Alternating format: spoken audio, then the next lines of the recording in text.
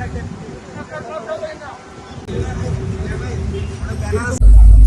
একটা সমন্বিত প্রচেষ্টার মাধ্যমে জলাবদ্ধতা মুক্ত একটা চট্টগ্রাম আমাদের মূল লক্ষ্য। ইতিমধ্যে আপনারা লক্ষ্য করেছেন যে চট্টগ্রামে প্রায় 190-92 মিলিমিটার বৃষ্টিপাত হয়েছে। ইনশাআল্লাহ তেমন একটা জলাবদ্ধতা যেসব জায়গায় আগে হতো মহানবুল আলমিনের রহমত ইসলামের, বাট এই আগ্রাবাদ এলাকাটা একটা কমার্শিয়াল এলাকা। এখানে আমরা দেখেছি যে আগে প্রচুর পরিমাণে জলাবদ্ধতা হতো এবং এই বৃষ্টির সময় কিছু কিছু জায়গায় জলাবদ্ধ, যার কারণে গিয়ে আমরা এই বক্স কালভার্টে যেহেতু 27 বছর ধরে হাত দেওয়া হয়নি সেটা আমরা ক্লিন করছি এবং অলরেডি আমাদের নৌবাহিনীর যিনি দায়িত্বপ্রাপ্ত অফিসার আছেন উনি বলেছেন 17টি স্ল্যাবের মধ্যে 7টি স্ল্যাব ওপেন করে ক্লিন করা হয়েছে, আরও 10টি স্ল্যাব আছে। অলরেডি মেয়ের 17-18 তারিখে কাজ শুরু হয়েছে, 1 মাস হয়ে গেছে, আরও 10-15 দিন 20 দিন লাগবে।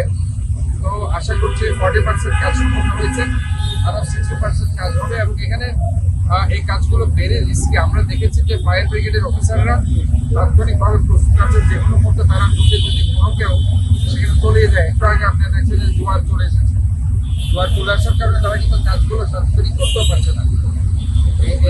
এখানে নৌবাহিনীর ডুবুরিরাও কিন্তু সার্বক্ষণিক রেডি আছে, নৌবাহিনীর ডুবুরি।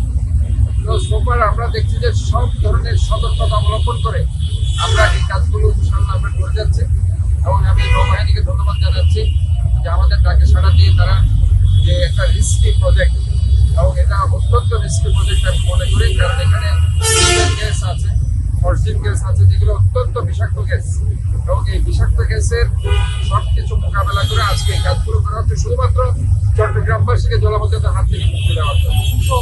এবং আমরা মনে করি যে আমাদের যে সমন্বিত এই প্রচেষ্টা, এই সমন্বিত প্রচেষ্টার মধ্যে দিয়ে আমাদের সমস্ত সার্ভিস ওরিয়েন্টেড অর্গানাইজেশনগুলো আজকে আমরা এক ছাতার নিচে কাজ করছি। এটার ফলশ্রুতিতে চট্টগ্রামবাসী ইনশাআল্লাহ জলাবদ্ধতার হাত থেকে